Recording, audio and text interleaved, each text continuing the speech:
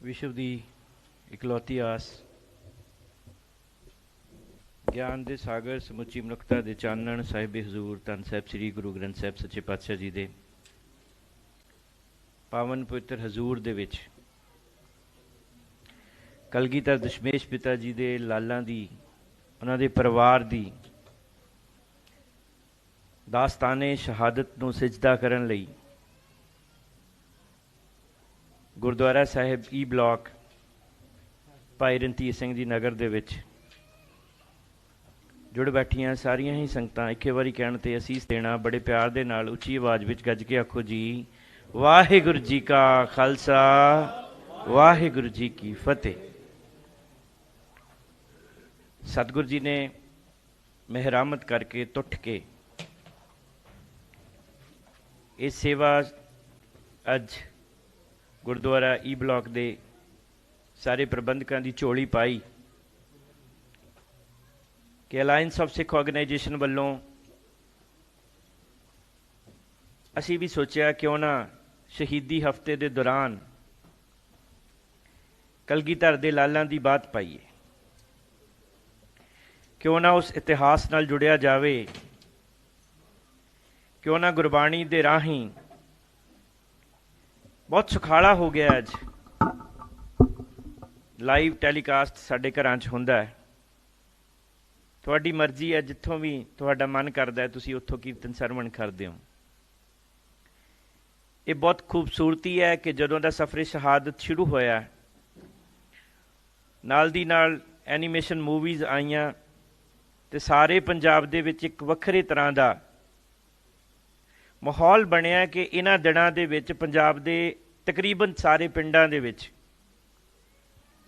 शहरां दे विच गुरु घरां दे विच असीं कलगीधर दशमेश पिता जी दे परिवार की कुर्बानी नूं याद करते हैं।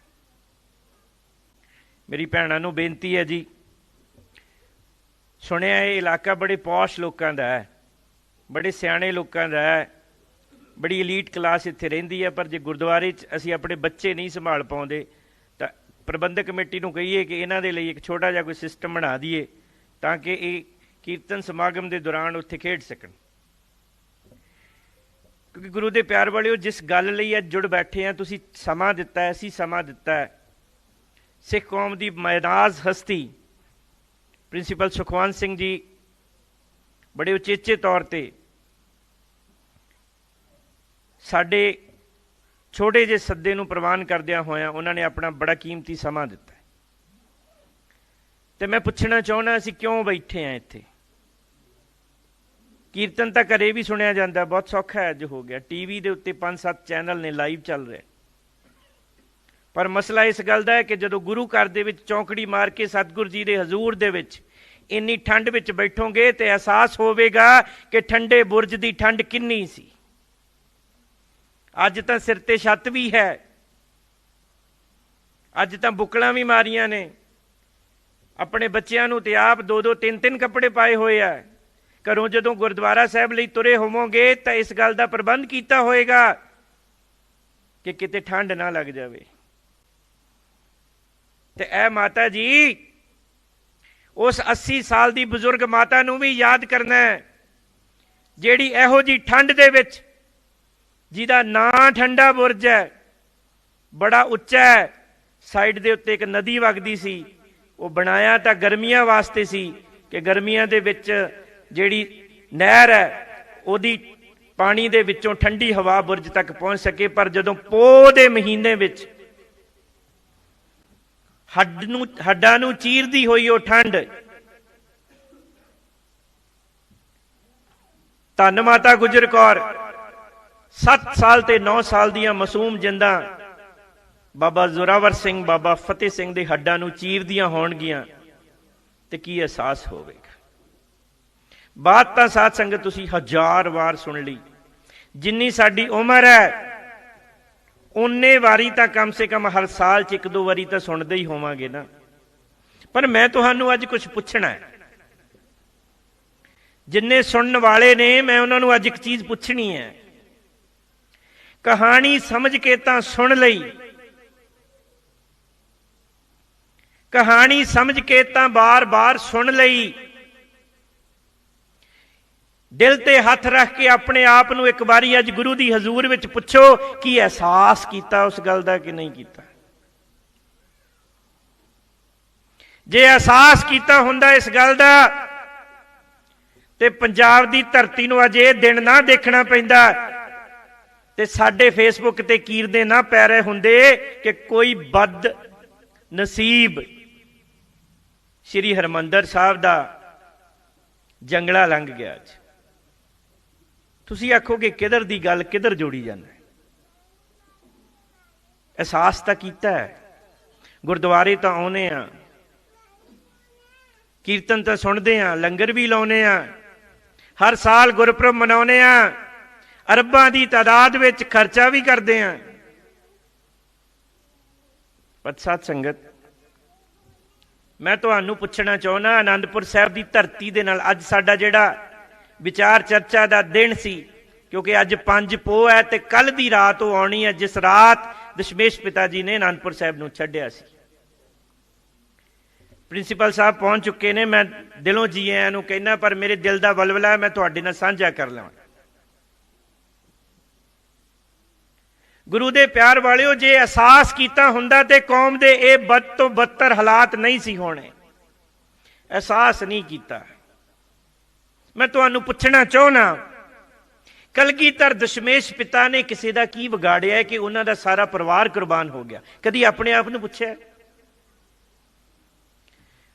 ਉਹ ਰਾਜਿਆਂ ਦੇ ਨਾਲ गुरु की लड़ाई की है कि कल की रात आनंदपुर साहिब का किला छड्डना पै गया? कदी अपने आप नूं पुछ के वेखना इस गल तो। पुछो तो सही ना, अंदर झाती तो मारो ना, पता तो लगे झगड़ा किस गल दा है। जमीन जिस धरती ते पवित्र आनंदपुर साहिब नगर वसिया होया है वो तो मुल खरीदी हुई है, किसी की दबी हुई जमीन नहीं है। किसी की कोई चीज़ नप नहीं लई कि सरकारां नूं छुड़ाउणी पै गई तो हमलावर होके आए। मैं पिछले साल भी जदों स्टेज तो कौम नूं 2 सवाल पूछे तो फिर मेरे लिए बहुत कुछ बन सबन्ना फेसबुक ते लोग बोलते हैं, तो सवाल मैं उन्नी देर तक पुछते रहना जिन्नी देर तक मैनू जवाब नहीं मिल जाता। तो मेरा सवाल है, झगड़ा की है? तुहाडे बच्चे पुछते नहीं है, मम्मी पिता जी धन गुरु गोबिंद सिंह का अपना वसाया होया नगर है, गुरु नानक की विचारधारा सारियां दी सांझी विचारधारा है, गुरु नानक का दर नानक नाम चढ़दी कला तेरे भाणे सरबत दा भला दा दर है, ते सतगुरु जी नूं जंगां क्यों लड़नियां पै गईयां? ये कौन लोग ने जिहड़े आनंदपुर साहिब नूं 8 महीनों तो घेर के बैठे ने, कहंदे किला छड्ड दिओ, ते अद्धी रात किला छड्डना पै गया। इन्हां दा गुरु साहिब दे नाल झगड़ा की है? इतिहास नाल जुड़न दा यतन करना, क्योंकि फिर तुहानूं सवाल का जवाब देना सौखा हो जू जे लड़ी ना जुड़े। ते आनंदपुर साहिब की धरती ते जदों सतगुरु सच्चे पातशाह गुरु गोबिंद सिंह महाराज ने 1699 की विसाखी वाले दिन खंडे बाटे की पौहल दे के अमृत छका के कौम नूं खालसा बनाया। गिदड़ा तो शेर बनाया, असीं पढ़ते हैं सुनते हैं, चिड़ियां तो बाज बनाया, वो अमृत का चुला लैके अमृत छक के इन्ना जज्बा इन्नी ताकत आ गई कि भाई मनी सिंह जलाद नूं कहंदे ना इत्थों नहीं बंद इत्थों शुरू हुंदा, तू गलती कर रहा है, तेनू बंद बंद कट्टन का हुक्म होया, तू बंद कट इत्थों नहीं इत्थों शुरू हुंदा। उस ताकत के मुजस्मे नूं पहाड़ी राजे कहन लगे, भीम चंद ने कहा, कहंदा सतगुरु जी, भीम चंद कहन लगा, कहंदा सतगुरु जी असीं भी अमृत छकना चाहुंदे, किरपा करो सानू भी अमृत छकाओ।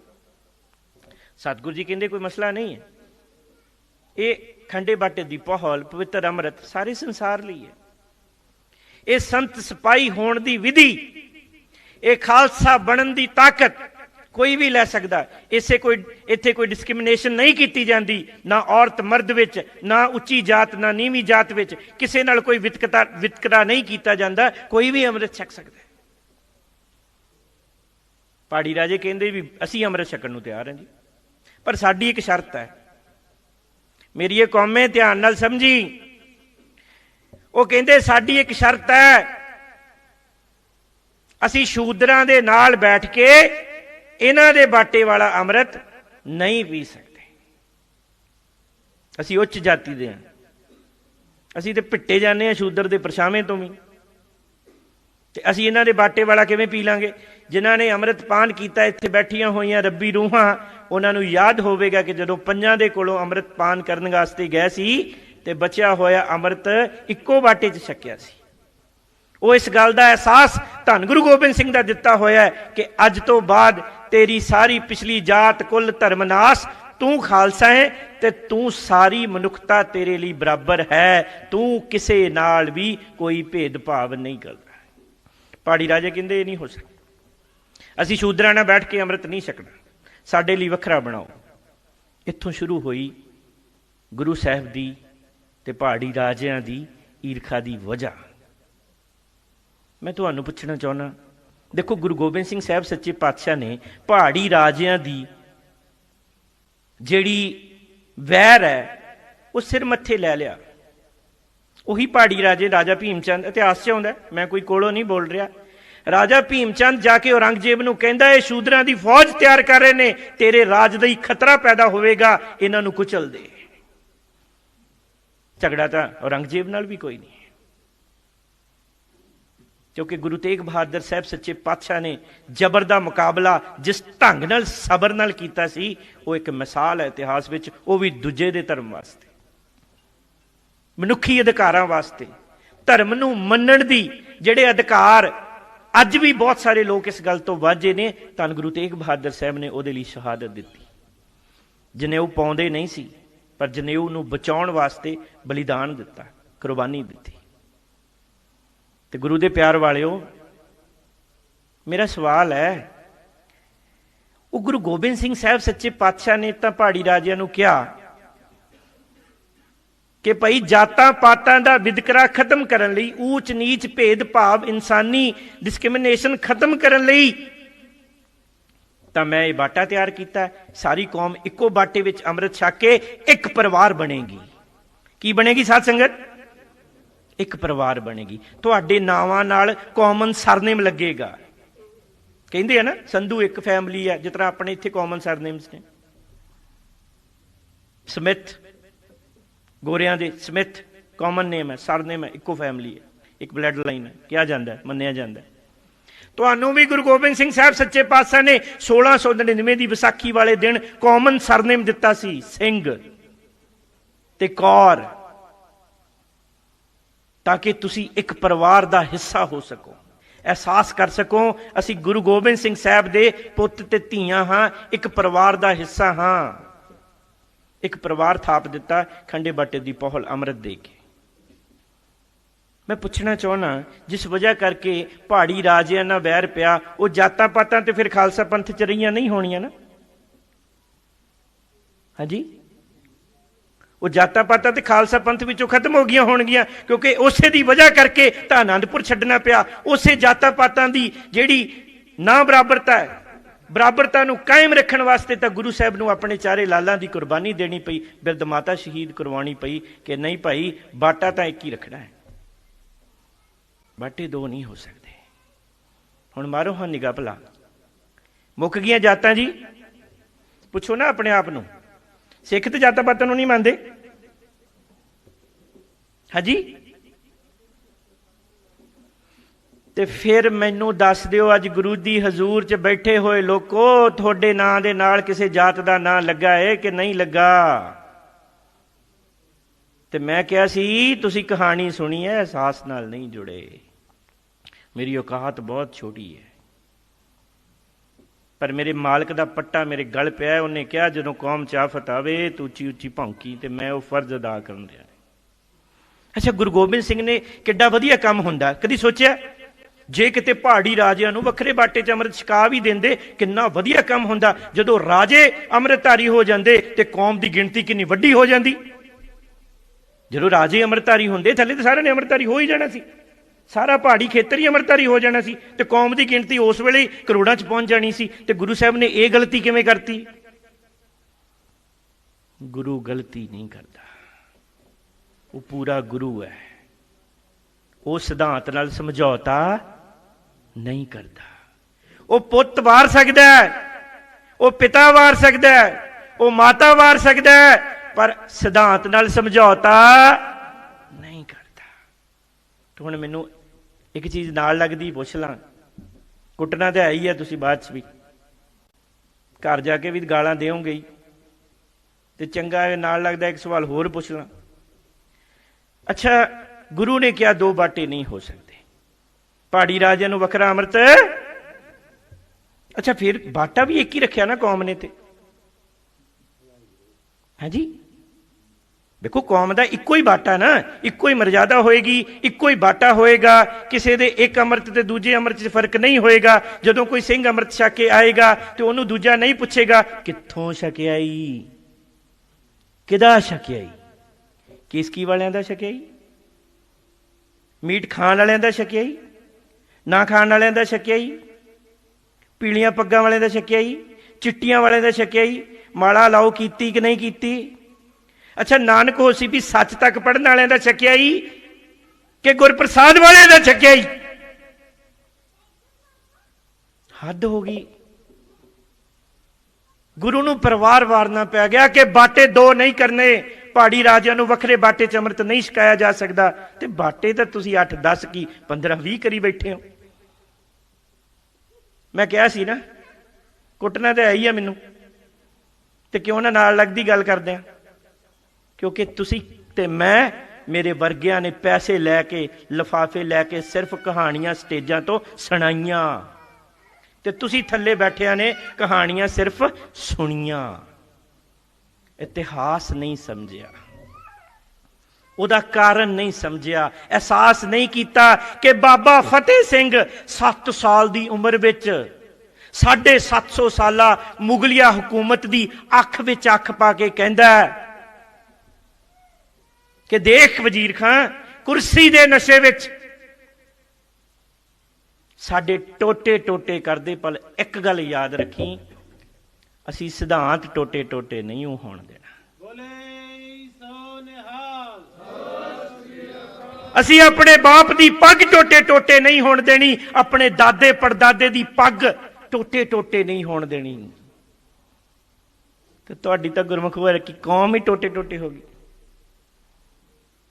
ਹਾਂਜੀ, ਤਾਂ ਹੀ ਤਾਂ ਲੋਕੀ ਜੰਗਲੇ ਟੱਪਣ ਡਿਆ ਨਾ, ਕਿਉਂਕਿ ਦੁਸ਼ਮਣ ਨੂੰ ਪਤਾ ਹੈ ਇਹ ਲੀਰਾਂ ਹੋ ਚੁੱਕੇ ਨੇ, ਇਹ ਵੰਡੇ ਗਏ ਧੜਿਆਂ ਲਈ। ਟਕਸਾਲ ਟਕਸਾਲ ਲਈ ਲੜੇਗੀ, ਮਿਸ਼ਨਰੀ ਮਿਸ਼ਨਰੀਆਂ ਲਈ ਲੜਨਗੇ,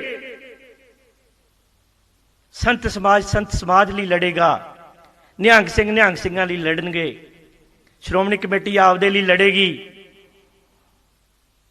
ਤੇ ਕੌਮ ਲਈ ਕੌਣ ਲੜੇਗਾ? ਹਾਂਜੀ, ਗੁੱਸਾ ਨਾ ਕਰਿਓ ਮੇਰੀਆਂ ਗੱਲਾਂ ਤੇ। ਕੌਮ ਲਈ ਕੌਣ ਲੜੇਗਾ? ਕਿਉਂਕਿ ਗੁਰੂ ਨੇ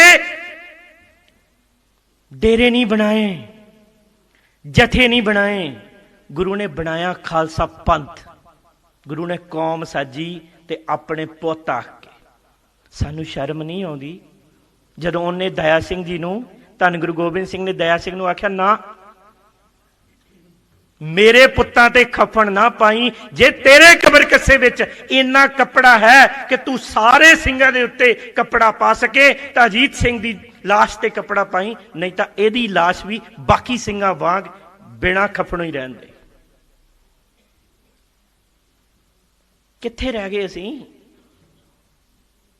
ਤੁਹਾਡਾ ਕੀ ਇਰਾਦਾ? ਛੋਟੇ ਸਾਹਿਬਜ਼ਾਦੇ ਤੇ ਵੱਡੇ ਸਾਹਿਬਜ਼ਾਦੇ ਕੀਰਤਨ ਨਹੀਂ ਸੀ ਕਰਦੇ ਤੇ ਸੁਣਦੇ? 2.5 ਲੱਖ ਦੀ ਕਲਗੀ ਸਤਿਗੁਰ ਪਾਤਸ਼ਾਹ ਲਾਉਂਦੇ ਸੀ, 9 ਲੱਖ ਦੀ ਚਾਨਣੀ ਜਿਹਦੇ ਥੱਲੇ ਬੈਠਦੇ ਸੀ, 1.25 ਲੱਖ ਦੀ ਚੰਦਨ ਦੀ ਚੌਂਕੀ ਜੀ ਤੇ ਪੈਰ ਰੱਖਦੇ ਸੀ। ਦੁਨੀਆ 'ਚ ਇੱਕੋ ਨੀਲਾ ਘੋੜਾ ਜਿਹੜਾ ਸਤਿਗੁਰ ਪਾਤਸ਼ਾਹ ਦੇ ਕੋਲ ਹੈ, ਦੁਨੀਆ 'ਚ ਇੱਕੋ ਬਾਜ ਹੈ ਚਿੱਟਾ ਜਿਹੜਾ ਸਤਿਗੁਰ ਪਾਤਸ਼ਾਹ ਦੇ ਕੋਲ ਹੈ। ਉਹਦੇ ਤੋਂ ਅਮੀਰ ਨਹੀਂ ਹੋ ਚੱਲੇ ਤੁਸੀਂ। ਉਹਨੇ ਉਸ ਸਾਰੇ ਕੁਛ ਨੂੰ, ਉਹ ਸਾਰੇ ਅਲੀਟ ਅੰਪਾਇਰ ਨੂੰ, ਉਹ ਸਾਰੇ ਰਾਇਲ ਸਿਸਟਮ ਨੂੰ 1 ਮਿੰਟ ਵਿੱਚ ਛੱਡ ਕੇ ਤੇ ਸਰਸਾ ਨਦੀ ਦੇ ਕੰਢੇ ਵਾਲੇ ਰਾਹ ਨੂੰ ਤੁਰ ਗਿਆ। ਉਹ ਤਾਂ ਕੰਢਿਆਂ ਤੇ ਸੁੱਤਾ ਸੀ, ਮੇਰੀ ਕੌਮ ਨੂੰ ਕੰਡਾ ਰੜ ਕੇ ਨਾ ਤੇ ਕੌਮ ਨੇ ਕੀ ਕੀਤਾ? ਕੌਮ ਨੇ ਤਾਂ ਕੰਡਿਆਂ ਦੇ ਹਾਰ ਬਣਾ ਕੇ ਆਪਦੇ ਗਲ ਪਾ ਲਏ। ਹੱਥ ਬੰਨ ਬੇਨਤੀ ਹੈ ਮੇਰੀ ਦਿਲੋਂ ਜੋਦੜੀ ਹੈ ਗੁਰੂ ਦੇ ਪਿਆਰ ਵਾਲਿਓ, ਜਿੰਨੇ ਵੀ ਇੱਥੇ ਬੈਠੇ ਕਹਾਣੀ ਨਾਲ ਜੁੜਿਓ, ਸਿਧਾਂਤ ਨਾਲ ਜੁੜਿਓ, ਆਪਣੇ ਆਪ ਨੂੰ ਪੁੱਛਿਓ ਗੁਰੂ ਨੇ ਤਾਂ ਪਰਿਵਾਰ ਬਣਾਇਆ, ਅਸੀਂ ਗੁਰੂ ਦਾ ਪਰਿਵਾਰ ਹਾਂ ਕਿ ਨਹੀਂ ਹਾਂ? ਇੰਨੀ ਗੱਲ ਹੈ, ਬਸ ਇੰਨਾ ਹੀ ਸਵਾਲ ਹੈ। ਗੁਰੂ ਨੇ ਤਾਂ ਪਰਿਵਾਰ, ਆਪਦਾ ਪਰਿਵਾਰ ਉਜਾੜ ਕੇ ਸਾਰਾ ਪਰਿਵਾਰ ਗੁਰੂ ਦਾ ਉਜੜ ਗਿਆ ਤੇ ਉਹਨੇ ਕਿਹਾ ਮੇਰਾ ਖਾਲਸਾ ਪੰਥ ਪਰਿਵਾਰ ਇਹ ਵਸਦਾ ਰਹੇ। ਉਹਨੇ ਇਹ ਅਹਿਸਾਸ ਪਾਇਆ ਤੇ ਕਿੱਥੇ ਰਹਿ ਗਈ? ਮੰਗਿਆ ਕੀ ਸਾਥੋਂ? ਸਭ ਸਿੱਖਣ ਕੋ ਹੁਕਮ ਹੈ, ਇੱਕ ਹੀ ਗੱਲ, ਕੁਛ ਵੀ ਨਹੀਂ ਮੰਗਿਆ। ਸਿੱਖਾ ਤੇਥੋਂ ਕੁਛ ਨਹੀਂ ਮੰਗਿਆ, ਇੱਕੋ ਗੱਲ ਮੰਗੀ, ਰਹਿਤ ਪਿਆਰੀ ਮੁਝ ਕੋ ਤੂੰ ਪੱਗ ਬੱਧੀ ਆ, ਕਿਰਪਾਨਾਂ ਇੱਕ ਦੀਆਂ ਦੋ ਪਾ ਲੈ, ਬੜਾ ਤੇਰਾ ਤੁਰਲਾ ਤਪੱਕਾ ਹੈ, ਬੜੀ ਤੇਰੀ ਸੰਸਾਰ 'ਚ ਬੜੀ ਮਹਿਮਾ ਹੈ। ਪਰ ਯਾਦ ਰੱਖੀ, ਜੇ ਤੇਰੇ ਅੰਦਰ ਰਹਿਤ ਨਹੀਂ ਹੈਗੀ ਨਾ, ਤੇਰਾ ਜੀਵਨ ਨਹੀਂ ਹੈਗਾ, ਤੇਰਾ ਕਿਰਦਾਰ ਨਹੀਂ ਹੈਗਾ, ਤੇਰਾ ਕਰੈਕਟਰ ਨਹੀਂ ਹੈਗਾ, ਤੇਰੇ ਅੰਦਰ ਬਾਣੀ ਨਹੀਂ ਹੈਗੀ, ਤੇਰੇ ਕੋਲ ਬਾਣਾ ਨਹੀਂ ਹੈਗਾ, ਤੇ ਫਿਰ ਸੱਜਣਾ ਤੇਰੀ ਸ਼ਕਲ ਨਹੀਂ ਉਹ ਗੁਰੂ ਨੂੰ ਪਸੰਦ ਆਉਣੀ। ਜੋ ਮਰਜੀ ਮਲੀ ਫਿਰ, ਸ਼ਕਲ ਦਾ ਕੋਈ ਰੌਲਾ ਨਹੀਂ। ਹੱਥ ਬੰਨ੍ਹ ਅਰਜ਼ ਹੈ, ਦਾਸਤਾਨੇ ਸ਼ਹਾਦਤ ਨਾਲ ਜੁੜਨ ਵਾਸਤੇ ਆਏ ਹੋ, ਅਹਿਸਾਸ ਕਰਿਓ ਜਦੋਂ ਬਾਹਰ ਜਾਣਾ ਨਾ, ਸੜਕ ਤੇ ਤੁਰਨਾ, ਅਗਲਾ ਸ਼ਹੀਦੀ ਹਫ਼ਤਾ ਆਉਣਾ। ਸਾਡੇ ਪੁਰਖੇ ਪਤਾ ਕੀ ਕਰਦੇ ਸੀ? ਹੁਣ ਤਾਂ ਖੈਰ ਬਹੁਤ ਬਦਲ ਗਿਆ। ਸਾਡੇ ਪੁਰਖੇ ਇਹਨਾਂ ਦਿਨਾਂ ਦੇ ਵਿੱਚ ਭੁੰਜੇ ਸੌਂਦੇ ਸੀ। ਅੱਜ ਵੀ ਬਹੁਤ ਸਾਰੇ ਘਰਾਂ ਦੇ ਵਿੱਚ ਇਹ ਪਰੰਪਰਾ ਹੋਏਗੀ। ਸਾਡੇ ਪੁਰਖੇ ਭੁੰਜੇ ਸੌਂਦੇ ਸੀ, ਇਸ ਕਰਕੇ ਕਿ ਅਹਿਸਾਸ ਨਾਲ ਜੁੜ ਸਕੀਏ, ਉਸ ਅਹਿਸਾਸ ਨੂੰ ਮਾਣ ਸਕੀਏ, ਕਲਗੀਧਰ ਦੇ ਪਰਿਵਾਰ ਹੋਣ ਦਾ ਅਹਿਸਾਸ ਸਮਝ ਸਕੀਏ, ਇਹ ਮਹਿਸੂਸ ਕਰ ਸਕੀਏ, ਹੈ ਦਾਤਾ ਸਾਡੇ ਤੇ ਰਹਿਮਤ ਕਰ, ਅਸੀਂ ਤੇਰਾ ਪਰਿਵਾਰ ਹੋ ਨਿਬੜੀਏ। ਸਿੱਖ ਕੌਮ ਦੀ ਮੈਂ ਨਾਜ਼ ਹਸਤੀ ਪ੍ਰਿੰਸੀਪਲ ਸੁਖਵੰਤ ਸਿੰਘ ਜੀ, ਬਾਬਾ ਸੁੱਚਾ ਸਿੰਘ ਜੀ ਗੁਰਮਤਿ ਸੰਗੀਤ ਅਕੈਡਮੀ। ਗੁਰੂ ਦੇ ਪਿਆਰ ਵਾਲਿਓ, ਮੇਰੀ ਹੱਥ ਬੰਨ੍ਹ ਅਰਜ਼ ਹੈ, ਜਦੋਂ ਬਾਣੀ ਨਾਲ ਜੁੜਨਾ ਹੈ, ਅੱਜ ਕੀਰਤਨ ਦੇ ਨਾਲ ਜੁੜਨਾ ਹੈ, ਕੀਰਤਨ ਬਣਨਾ ਹੈ। ਕੀਰਤਨ ਕਰਨ ਲਈ ਨਹੀਂ ਹੁੰਦਾ, ਕੀਰਤਨ ਬਣਨ ਲਈ ਹੁੰਦਾ। ਗੁਰਬਾਣੀ ਬਣਨ ਲਈ ਹੈ, ਸੁਣਨ ਲਈ ਨਹੀਂ। ਇਹ ਕੰਨ ਰਸ ਨਹੀਂ ਹੈ। ਅੱਜ ਬਣ ਗਿਆ, ਇਹ ਬਣਾ ਲਿਆ ਸੀ। ਜੇ ਲੱਖ ਰੁਪਏ ਵਾਲਾ ਰਾਗੀ ਸੱਦਿਆ ਹੁੰਦਾ ਤੇ ਬਾਹਰ ਤੱਕ ਵੀ ਸੰਗਤ ਬੈਠੀ ਹੋਣੀ ਸੀ, ਕਿਉਂਕਿ ਤੁਸੀਂ ਰਾਗੀ ਨਾਲ ਜੁੜੇ ਹੋ, ਸ਼ਬਦ ਨਾਲ ਨਹੀਂ। ਮਸਲਾ ਇਹ ਪੈ ਗਿਆ। ਗੁਰੂ ਰਹਿਮਤ ਕਰੇ, ਗੁਰਮਤਿ ਸੰਗੀਤ ਦੇ ਵਿਸ਼ਵ ਪ੍ਰਸਿੱਧ ਕੀਰਤਨਕਾਰ, ਜਿਨ੍ਹਾਂ ਨੇ ਆਪਣੀ ਕਲਮ ਦੇ ਰਾਹੀਂ ਦਰਜਨ ਤੋਂ ਵੱਧ ਕਿਤਾਬਾਂ ਲਿਖ ਕੇ, ਗੁਰਮਤਿ ਸੰਗੀਤ ਅਕੈਡਮੀ ਦੇ ਰਾਹੀਂ ਅਸੀਂ ਕਈ ਵਾਰੀ ਪ੍ਰਿੰਸੀਪਲ ਸਾਹਿਬ ਨੂੰ, ਸਾਡੇ ਬੜੇ ਵੱਡੇ ਨੇ ਪਰ ਬੜਾ ਪਿਆਰ ਆ, ਸੁਭਾਅ ਬਹੁਤ ਪਿਆਰਾ ਹੈ, ਅਸੀਂ ਕਈ ਵਾਰੀ ਹੱਸਦੇ ਹੁੰਦੇ ਹਾਂ ਵੀ ਜੇ 200-500 ਰਾਗੀ, 500 ਰਾਗੀ ਵੀ ਕਿਤੇ ਇਕੱਠਾ ਬੈਠਾ ਹੋਊਗਾ ਤੇ ਤਿਲ ਸਿੱਟਾਂਗੇ ਤੇ ਤੁਹਾਡੇ ਰਾਗੀ ਦੇ ਹੀ ਵੱਜੇਗਾ ਜਾ ਕੇ। ਇੰਨੀ ਵੱਡੀ ਦਾਤ ਕੀਰਤਨ ਦੀ ਹਜ਼ਾਰਾਂ ਨਹੀਂ, ਹਜ਼ਾਰਾਂ ਹੀ ਵੀਰਾਂ ਭੈਣਾਂ ਦੀ ਝੋਲੀ ਵਿੱਚ ਪਾਈ। ਛੋਟੇ ਛੋਟੇ ਬੱਚੇ ਇਹਨਾਂ ਦੀਆਂ ਅਕੈਡਮੀਆਂ ਦੇ ਵਿੱਚ ਗੁਰਮਤਿ ਸੰਗੀਤ ਨਾਲ ਜੁੜੇ ਹੋਏ ਨੇ। ਮੈਂ ਹਮੇਸ਼ਾ, ਇਹ ਨਹੀਂ ਮੇਰੇ ਅੱਜ ਸਾਹਮਣੇ ਬੈਠੇ ਆ ਕੋਈ ਬਟਰਿੰਗ ਨਹੀਂ ਹੈ, ਪਰ ਮੈਂ ਹਮੇਸ਼ਾ ਇਹ ਚੀਜ਼ ਸੋਚਦਾ, ਕਿਉਂਕਿ ਮੇਰੇ ਪਿਆਰੇ ਵੀਰ ਜੀ ਜਸਵਿੰਦਰ ਸਿੰਘ ਜੀ ਨਜ਼ਰ ਫਾਊਂਡੇਸ਼ਨ, ਉਹ ਵੀ ਮੇਰੇ ਸਾਹਮਣੇ ਬੈਠੇ। ਕੌਮ 'ਚ 5-7 ਹੀ ਰੂਹਾਂ ਨੇ ਜਿਹੜੀਆਂ ਜ਼ਮੀਨ ਲੈਵਲ ਤੇ ਕੰਮ ਕਰਦੀਆਂ, ਬਾਕੀ ਮੇਰੇ ਵਰਗੇ ਬਹੁਤੇ ਫੇਸਬੁੱਕ ਤੇ ਨੇ, ਜਿਨ੍ਹਾਂ ਦਾ ਜ਼ਮੀਨੀ ਪੱਧਰ ਤੇ ਕੰਮ ਦਿਸਦਾ। ਉਹਨਾਂ ਵਿੱਚੋਂ ਇਹ ਦੋਵੇਂ ਸ਼ਖਸੀਅਤਾਂ ਅੱਜ ਇੱਥੇ ਪਹੁੰਚੀਆਂ ਨੇ। ਮੈਂ alliance of Sikh organisation the sorry team ਵੱਲੋਂ ਦਿਲੋਂ ਇਹਨਾਂ ਨੂੰ ਜੀ ਆਇਆਂ ਨੂੰ ਕਹਿਣਾ। ਸਤਿਗੁਰੂ ਜੀ ਅੱਗੇ ਅਰਦਾਸ ਹੈ ਕਿ ਐਸੇ ਵੀਰ ਜਿਹੜੇ ਪਾਰਸ ਵਰਗੇ ਨੇ, ਗੁਰੂ ਦੀ ਬਹੁਤ ਵੱਡੀ ਦੇਣ ਹੈ ਕਿ ਇਹ ਜ਼ਮੀਨੀ ਪੱਧਰ ਤੇ ਰਹਿ ਕੇ ਬੜੇ ਹੀ ਸਤਿਗੁਰੂ ਜੀ ਦੀ ਬਖਸ਼ਿਸ਼ ਕੀਤੇ ਹੋਏ ਵੱਡੇ ਕਾਰਜ ਕਰ ਰਹੇ ਨੇ। ਪ੍ਰਿੰਸੀਪਲ ਸੁਖਵੰਤ ਸਿੰਘ ਜੀ ਦੇ ਨਾਲ ਅਸੀਂ ਸਾਰਿਆਂ ਨੇ ਕੀਰਤਨ ਗਾਇਨ ਕਰਨਾ, ਤਾਂ ਕਿ ਗੁਰਮਤਿ ਸੰਗੀਤ ਦੇ ਰਾਹੀਂ ਏਡੇ ਵੱਡੇ ਦਿੱਗਜ ਅੱਜ ਸਾਡੇ ਕੋਲ ਆਏ ਨੇ, ਅਸੀਂ ਲਾਹਾ ਪ੍ਰਾਪਤ ਕਰੀਏ ਤੇ ਚੰਦ ਘੜੀਆਂ ਉਸ ਅਹਿਸਾਸ ਨਾਲ ਜੁੜੀਏ। ਜਿੱਥੇ ਇਤਿਹਾਸ ਨਾਲ ਜੁੜਨਾ ਉੱਥੇ ਗੁਰਬਾਣੀ ਨਾਲ ਵੀ ਜੁੜਨਾ, ਕਿਉਂਕਿ ਸਾਡਾ ਰਾਹ ਰੌਸ਼ਨ ਗੁਰਬਾਣੀ ਨੇ ਕਰਨਾ। ਗੁਰੂ ਰਹਿਮਤ ਬਖਸ਼ਿਸ਼ ਕਰੇ। ਪ੍ਰਿੰਸੀਪਲ ਸਾਹਿਬ ਨੂੰ, ਦਾਸ ਨੂੰ ਗੱਜ ਕੇ ਉੱਚੀ ਆਵਾਜ਼ ਵਿੱਚ ਫਤਿਹ ਬੁਲਾਓ, ਅਸੀਸ ਦਿਓ। ਆਖੋ ਜੀ ਵਾਹਿਗੁਰੂ ਜੀ ਕਾ ਖਾਲਸਾ, ਵਾਹਿਗੁਰੂ ਜੀ ਕੀ ਫਤਿਹ।